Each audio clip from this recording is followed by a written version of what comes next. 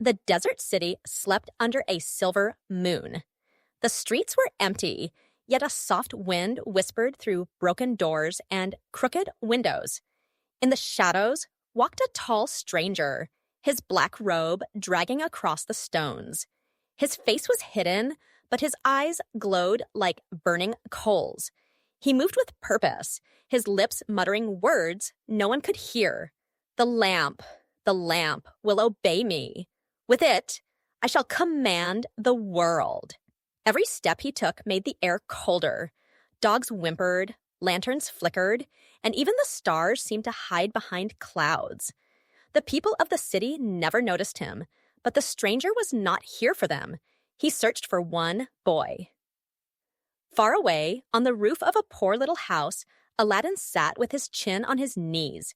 He was young, curious, and always dreaming of adventures beyond the dusty streets.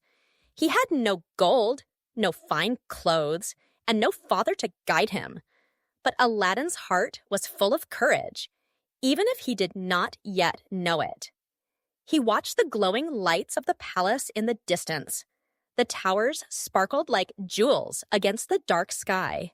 Aladdin whispered to himself, "If only life could change, if only something magical would happen to me." He did not know that fate was already moving toward him. The stranger stopped at the edge of the marketplace. His voice dropped to a hiss. "Only the boy can enter the cave. Only he can bring me the lamp." His hand tightened around a silver ring. Strange letters glowed upon it, shining like fire before fading away. Deep beneath the desert, where no man had walked for 1,000 years, the cave stirred. Rocks shifted, dust fell, and then came the warning, an ancient, ghostly voice that rolled like thunder through the sand.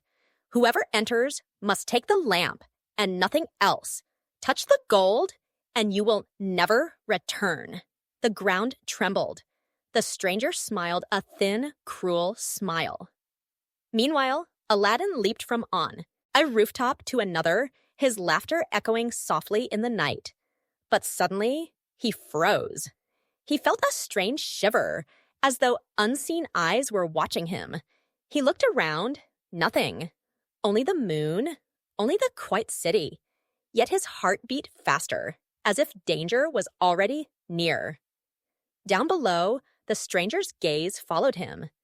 "Yes, there he is," he whispered, "the boy of destiny." The air grew heavier, the silence deeper. It was as if the whole city held its breath. Neither Aladdin nor the people around him knew that this single night would change everything. A poor boy would soon hold a power greater than kings, a power hidden in an old, dusty lamp. And so, without knowing it, Aladdin stepped into the story that would seal his fate forever. The morning sun rose over the desert city, painting the streets with gold. Aladdin stretched as he stepped out of his small home. His mother was busy mending clothes, and she sighed. "Aladdin, one day your dreams will get you into trouble." But Aladdin only smiled, as he always did, and wandered into the busy marketplace. Merchants shouted, children ran past, and the smell of fresh bread filled the air. Aladdin loved the noise, the colors, the life of the city. Yet on this day, something felt different. From the far corner of the market, the stranger in dark robes watched him. His sharp eyes followed Aladdin's every move. Slowly, he stepped forward, hiding his smile. "Aladdin," the man called in a deep voice. Aladdin turned, surprised. You know my name?" The stranger placed a hand over his heart and bowed. "Of course I know it. I am your uncle, your father's brother. I have traveled many lands to find you." Aladdin's eyes widened. "My father! But he died when I was very young, and I never knew of a brother." The stranger leaned closer, his voice smooth as honey. "Ah, my boy, there are many things you do not know. But now that I am here, I will take care of you. I will make you rich. No more hunger, no more small rooms. only treasure and fine clothes. Aladdin's heart raced. Could it be true? Could this really be family? His mother had never spoken of such a man, yet the stranger's words were warm, and the promise of riches was bright in Aladdin's mind. "Come with me," the stranger said, placing a heavy hand on Aladdin's shoulder. "There is a simple task I need your help with, very small, and in return, I will give you gold enough to change your life." Aladdin frowned. What task? The stranger's lips curled into a thin smile. A lamp. An old, worthless lamp hidden in the desert. Bring it to me, and all the treasure of the world can be yours. The boy tilted his head. A lamp? That's all? Yes, the stranger whispered, though his eyes glimmered with a greed he tried to hide. Just a lamp, nothing more. Aladdin did not notice the sharpness in those eyes or the way the stranger's fingers twitched with impatience. He only heard the promise of adventure, of a better life for himself and his mother. "Very well," Aladdin said. "I will help you, uncle." The stranger's smile widened, but it was not the smile of family. It was the smile of a man who had waited too long, who finally saw his plan falling into place. And so, hand in hand, the poor boy and the mysterious stranger left the crowded marketplace. The city faded behind them as they walked toward the endless desert, where secrets, danger, and the forbidden cave waited. The desert stretched before them, endless and silent. The sun burned high above, and Aladdin's feet sank into the hot sand and as he followed the stranger. Hours passed, yet the man did not slow. His eyes gleamed with purpose, as if he alone knew where they were going. At last, they reached a lonely place where no birds sang and no plants grew. In the middle of the ground lay a circle of black stone, strange and smooth against the sand. The stranger raised his hand and muttered words that Aladdin did not understand. The stones began to glow. With a loud crack, the earth trembled, and a hidden doorway slowly opened. Aladdin gasped. A dark stairway led deep underground. Cold air rose from below, carrying a smell of dust and something old, something forgotten. The stranger's voice was sharp. "This is the Cave of Wonders.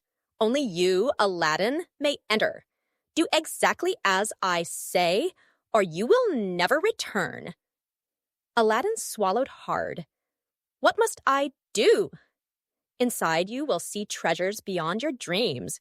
Gold, jewels, crowns, swords. But you must not touch any of it." The man's eyes glimmered as he leaned closer. "Bring me only one thing, an old lamp. It looks worthless, but it is the key. Do this, and your reward will be greater than you can imagine." Aladdin's heart pounded in his chest. He wanted to turn back, but the thought of helping his mother, of leaving behind poverty, gave him courage. He nodded. "I will do it." The stranger smiled, though his smile did not reach his eyes. "Good. Go now. Do not fail me." Aladdin stepped onto the stone stairway. The air grew colder as he moved down, his small footsteps echoing in the silence. Soon the light of the desert faded behind him, and the cave opened wide like the belly of a giant beast. He froze. Before him lay mountains of treasure, piles of golden coins, glittering jewels that shone like stars, crowns encrusted with rubies, and swata, RDs with blades of silver fire. The light from the gems danced on the walls, making the whole cave glow. It was more wealth than Aladdin had ever dreamed of. For a moment, his hand lifted toward a necklace of bright emeralds. It sparkled so beautifully, like a piece of the night sky. But he remembered the warning. "Do not touch anything. Only bring me the lamp." Aladdin pulled his hand back quickly and whispered to himself, "The lamp. Only the lamp." He walked carefully through the cave, his eyes wide with wonder, his breath shallow with fear. Every jewel seemed to call his name.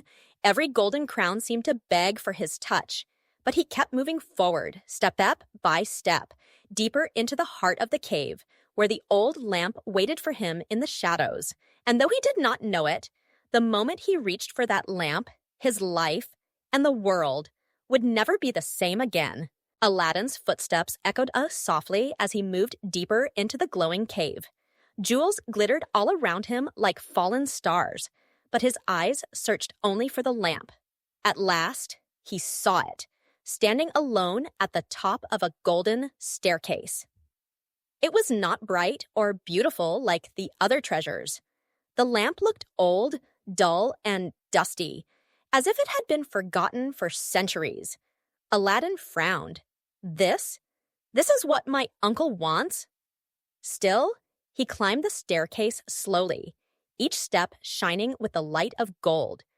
His heart beat faster, and his hands trembled. When he reached the top, he reached out and touched the lamp. At that very moment, the ground shook. The cave groaned like a living beast. Dust fell from the ceiling, and the walls began to close in. Aladdin gasped. The cave! It's collapsing! From the doorway above, the stranger's sharp voice rang out. The lamp! Give me the lamp, boy! Quickly, throw it to me! Aladdin held the lamp tight against his chest. No, not until I'm safe! The stranger's eyes blazed with fury. Fool! Give it to me now! His hand stretched out, claw-like, waiting for the lamp. But Aladdin's fear turned into stubborn courage. He shook his head. Not until I am out! The stranger's face twisted with anger. For a moment, his kind mask disappeared, and Aladdin saw the truth, the greed, the hunger, the darkness in his so-called uncle's eyes. The man snarled, his voice like thunder. Then stay where you are, boy! Stay forever! With a wave of his hand, the entrance of the cave slammed shut. The roar of stone filled the air.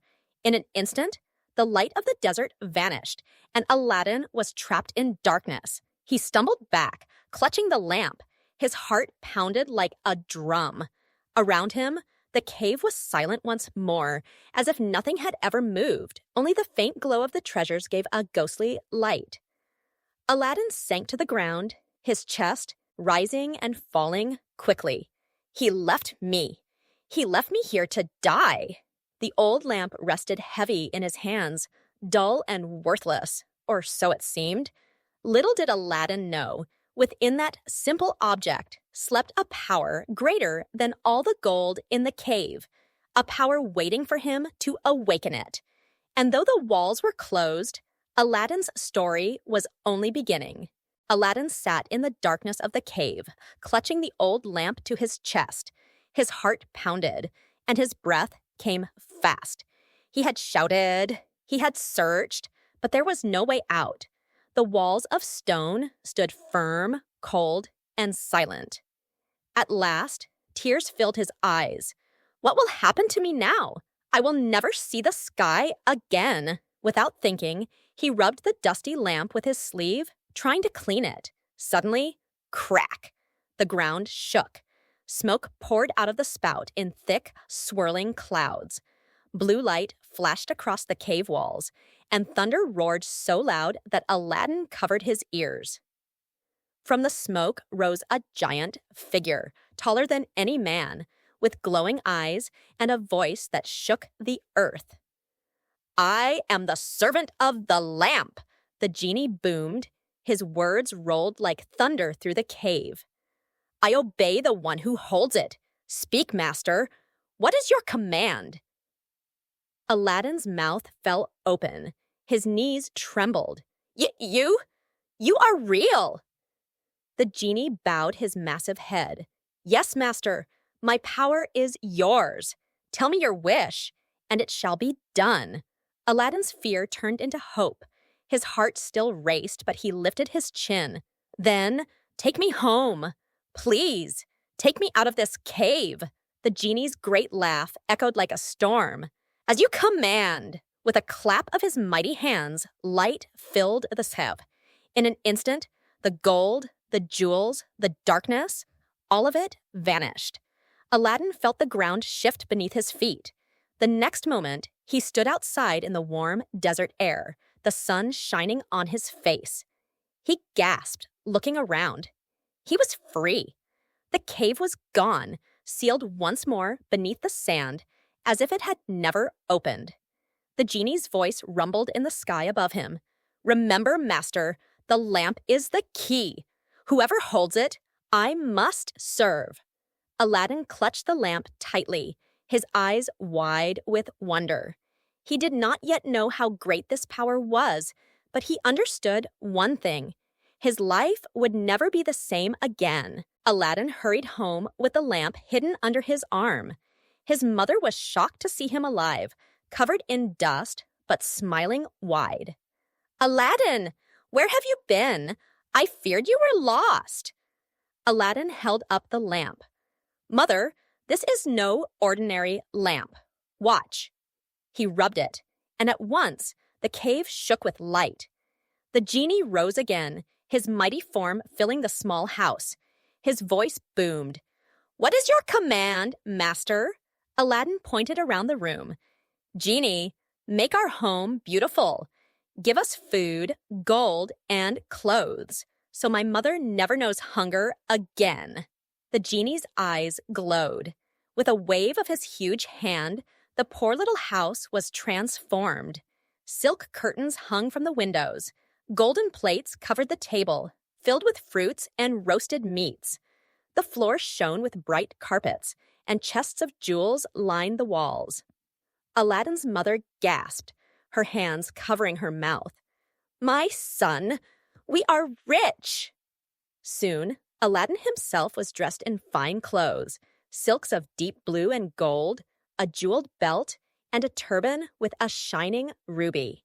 He looked like a prince from the palace itself. When he walked through the streets, the people turned to stare.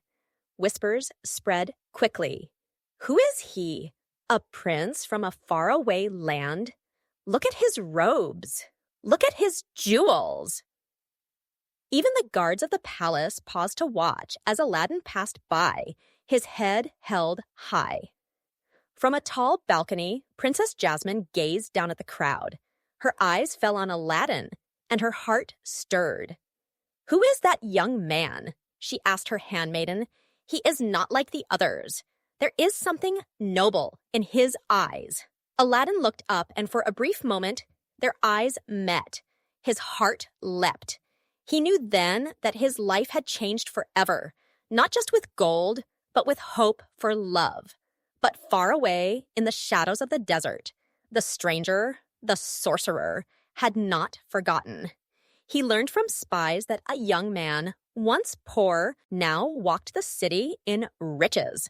The sorcerer's lips curled in anger. "So, the boy lives," he hissed. "And he has the lamp. My lamp. He dares to keep it from me." His eyes burned with fury, and his hands clenched into fists. "I will have it back. If I must trick him, steal it, or destroy him, I will have the lamp, and the power will be mine." The wind howled across the desert as the sorcerer's vow echoed into the night. And Aladdin, though joyful in his new life, did not yet know that danger was already moving toward him. The city buzzed with talk of the young prince who had won the princess's heart. Aladdin's palace, built by the genie's magic, shone brighter than the sun itself. From far away, its towers sparkled with gold, and its gardens overflowed with flowers. But the sorcerer watched with burning envy. Hidden under a heavy cloak, he whispered to himself, "The boy has everything that should have been mine, but soon I will take it back." One morning, the city was filled with the cries of a strange merchant. "New lamps for old, new lamps for old," he called, his voice rough but cheerful. He carried a bag full of shiny brass lamps, polished until they gleamed. Children laughed and ran after him, but most people only shook their heads. Who would trade an old lamp for a new one? It seemed foolish. Yet the sorcerer knew exactly what he was doing. At that time, Aladdin had gone hunting with the guards. His mother stayed behind in the palace, walking through the great halls. As she passed by a shelf, she noticed a small, dusty lamp sitting there. The same lamp Aladdin always kept hidden. She frowned. This ugly old lamp does not belong in a palace as fine as this. Perhaps I should trade it for a new one, shiny and bright. Aladdin will be pleased. So, when she heard the merchant's cry, she hurried outside with the lamp in her hands. "Good man," she said. "Will you give me a new lamp for this old one?" The sorcerer's eyes lit up at the sight.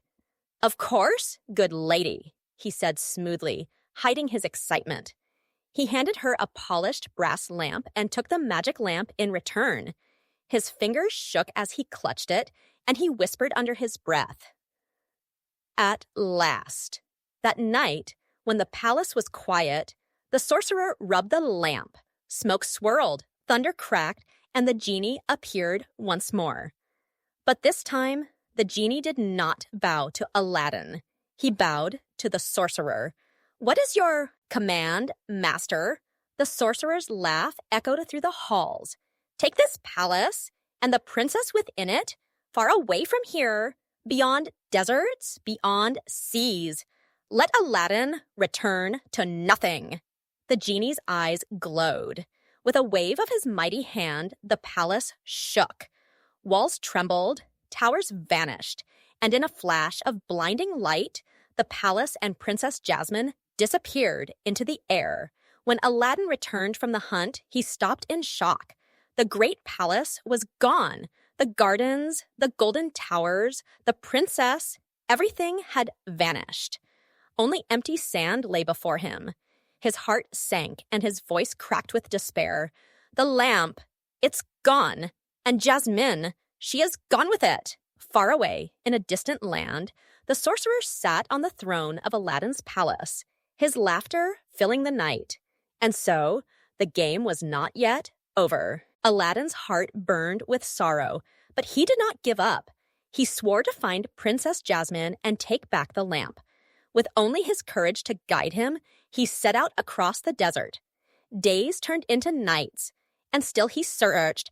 At last, far beyond the seas, he saw a palace rising against the sky. It was his palace, stolen by the sorcerer's command. Quiet as a shadow, Aladdin crept into the dark halls. The palace was guarded by strange magic, but he moved with clever steps, slipping past curses and traps. His eyes searched for one thing only, the lamp at last. In the throne room, he found the sorcerer. The wicked man sat high on Aladdin's stolen throne, the lamp glowing in his hands. Beside him, Princess Jasmine sat trapped, her face pale with fear. "Ah, the boy returns," the sorcerer sneered. "Did you come to see me rule the world with your genie?" Aladdin stood tall, though his heart raced. "This palace does not belong to you, and neither does the lamp." The sorcerer rose, his cloak swirling like a storm. With a snap of his fingers, fire burst from the floor, and dark winds howled through the hall. Shadows rose like monsters, reaching for Aladdin. But Aladdin was quick and clever. He darted past the flames, leaping from pillar to pillar, his eyes fixed on the lamp. The sorcerer roared, sending a storm of fire across the room. The palace shook, glass shattered, thunder crashed. Yet Aladdin kept moving, his courage stronger than fear. At last, with a daring leap, he snatched the lamp from the sorcerer's hands. "No," the sorcerer screamed, his face twisted with rage. Aladdin rubbed the lamp, and once more the genie burst forth in a storm of light and thunder. The giant's voice shook the air. "I serve the one who holds the lamp. What is your command, master?" Aladdin pointed at the sorcerer. "End his evil and set us free." The genie's eyes glowed bright as the sun. With a clap of his hands, the sorcerer was swept into a whirl of shadows, vanishing forever into the desert winds. The fire died, the storm stilled, and the palace shone once more with peace. Princess Jasmine ran to Aladdin, her eyes filled with joy. "You came for me," she whispered. Aladdin smiled, holding her close. "I would cross every desert, every sea, to find you." The genie bowed low. "Master, your courage has saved the day. You have a good heart, greater than gold or treasure." From that day on, the city celebrated Aladdin as a hero. He and Princess Jasmine were married, ruling with kindness and wisdom.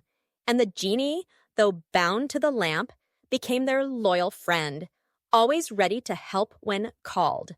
So the poor boy who once dreamed on rooftops now lived a life full of love, honor, and adventure. And thus, the tale of Aladdin and the magic lamp became a story told for generations, a story of courage, cleverness, and the power of a true heart.